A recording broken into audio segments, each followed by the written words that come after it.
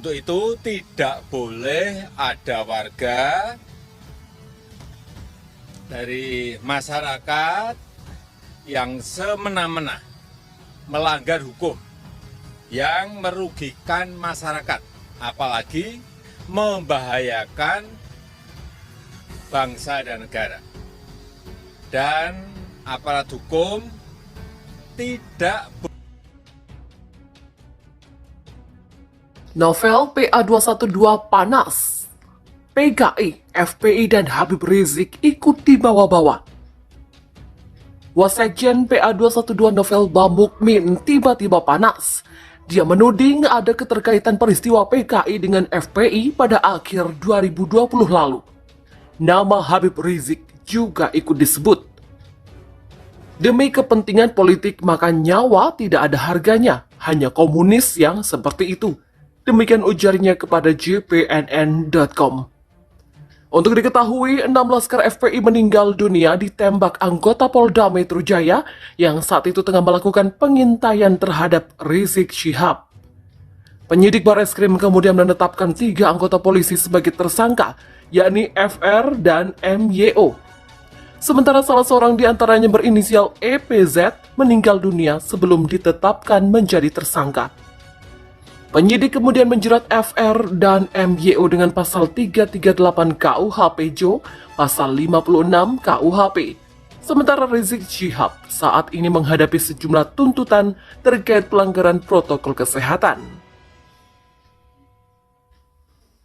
Dalam kasus berita bohong tes swab di Rumah Sakit Umi, Rizik divonis 4 tahun penjara, lebih rendah dari tuntutan 6 tahun penjara dari jaksa.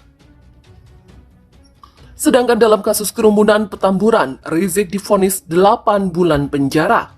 Sementara dalam kasus kerumunan Megamendung, mantan imam besar FPI itu divonis denda 20 juta rupiah, subsidiar 5 bulan kurungan.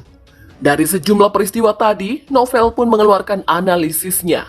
Pertama, pembantaian yang dilakukan PKI saat itu dinilai sama dengan pembunuhan terhadap 6 laskar FPI di Tol Jakarta Cikampek KM 50. Tahun 1965, 6 jenderal dibantai dan sekarang 6 laskar dibantai. Kemudian tindakan pemerintah yang saat itu membubarkan sejumlah organisasi masyarakat. Yang dimaksud anak buah Habib Rizik ini adalah pembubaran Himpunan Mahasiswa Islam atau HMI dan Masyumi. Peristiwa itu juga terjadi pada tahun 1965. Sama dengan 2021, FPI dibubarkan oleh pemerintah. Masih di tahun yang sama, Buya Hamka ditahan dan seluruh asetnya disita. Sekarang Habib Rizik Syihab ditahan dan aset FPI disita hingga rekening dibekukan. Menguji dasar vonis bersalah Rizik Syihab, proses hukum Habib Rizik Syihab masih terus berjalan dan suhunya kian panas. Jaksa mengajukan banding atas putusan hakim di peradilan tingkat pertama. Dalam kasus kerumunan Megamendung, hakim menjatuhkan vonis bersalah kepada Habib Rizik Syihab. HRS dinyatakan hakim telah menciptakan kerumunan hasil acara Maulid Nabi yang dirangkai acara pernikahan yang kemudian menyebabkan kedaruratan kesehatan masyarakat. Untuk menopang putusannya itu, hakim antara lain berlandaskan pada 2 teori. Pertama, teori conditio sine qua non. Suatu perbuatan haruslah dianggap sebagai sebab dari suatu akibat. Apabila perbuatan itu tidak dapat ditiadakan untuk timbulnya akibat itu, maka perbuatan itu adalah sebab. Semua syarat yang turut menyebabkan suatu akibat dan tidak dapat ditiadakan dalam rangkaian faktor-faktor yang bersangkutan harus dianggap sebab atau kausa dari akibat itu. Kedua, teori adekuate, yakni antara rangkaian peristiwa yang mendahului akibat tersebut adalah yang dekat atau sepadan dengan timbulnya yang dilarang. Demikian redaksional utuh kedua teori tersebut yang dikutip dari halaman 358 putusan nomor 221/Pitsus 2021 PN Jakarta Timur. Penggunaan 2 teori hukum seperti yang dicuplik oleh hakim menarik untuk disorot. Keduanya tampaknya tidak menyediakan dasar pembuatan simpulan yang absolut ketika diterapkan dalam perkara HRS. Ada dua argumentasi untuk menyatakan hal tersebut, yakni metode ilmiah dan studi tentang kerumunan. Pertama, dari sisi metode ilmiah, dalam kejahatan pelaku adalah pihak yang menjadikan pihak lain sebagai korbannya. Harus bisa dipastikan bahwa individu tertentu telah melakukan perbuatan tertentu dan perbuatan itu mengena ke individu tertentu lainnya. Tidak bisa hanya berdasarkan asumsi. Sementara dalam situasi pandemi, siapakah sesungguhnya individu yang telah menyebarkan virus dan siapa pula individu yang terjangkiti virus tersebut tidak dibuktikan dalam persidangan HRS. Dalam kerumunan di Petamburan dan Megamendung misalnya, siapakah hadirin yang di tubuhnya telah terdapat virus corona dan menyebarkannya ke orang-orang yang juga berada di situ?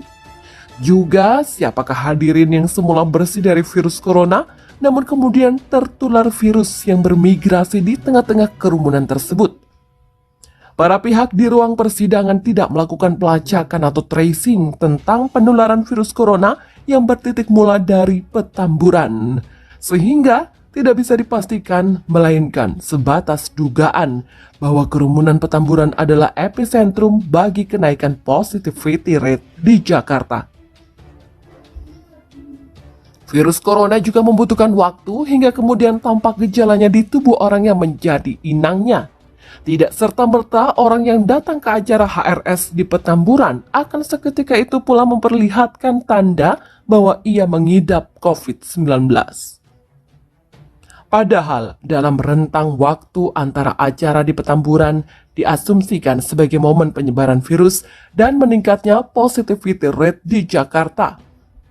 Warga Jakarta termasuk mereka yang datang ke acara HRS di Petamburan bisa dipastikan melakukan kegiatan-kegiatan lain yang bisa saja menjadi sumber penyebaran virus. Dengan kata lain, ada terlalu banyak peristiwa atau aktivitas sisipan yang berlangsung di antara acara Petamburan dan momen kenaikan positivity rate di Jakarta secara umum.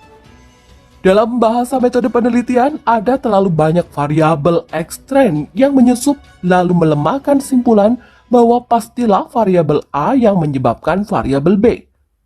Keberadaan variabel ekstern yang luar biasa banyak itu dinihilkan dalam persidangan, seolah seluruh wilayah Jakarta bisa ditutup tanpa rongga sekecil apapun dan kegiatan warga Jakarta bisa dihentikan total.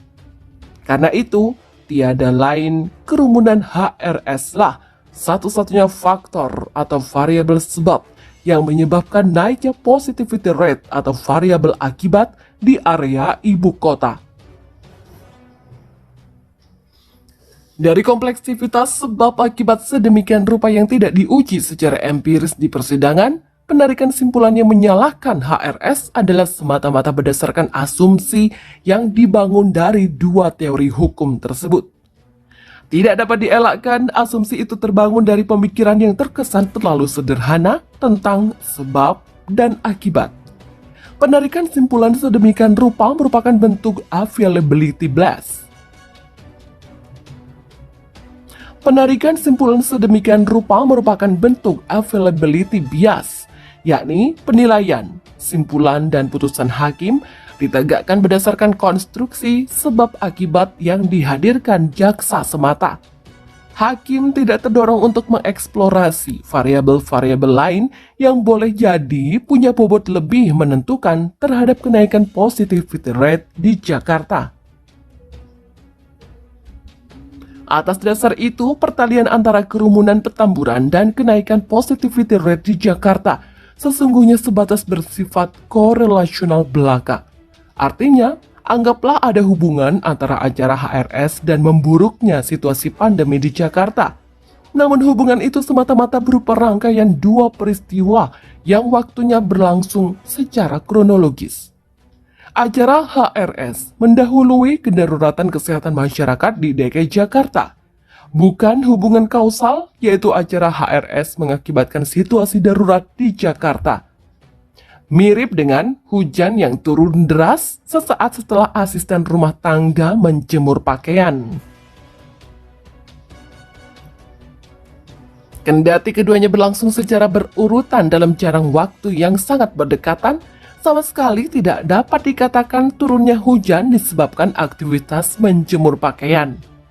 Keduanya memiliki hubungan korelasional tetapi bukan kausal atau sebab akibat.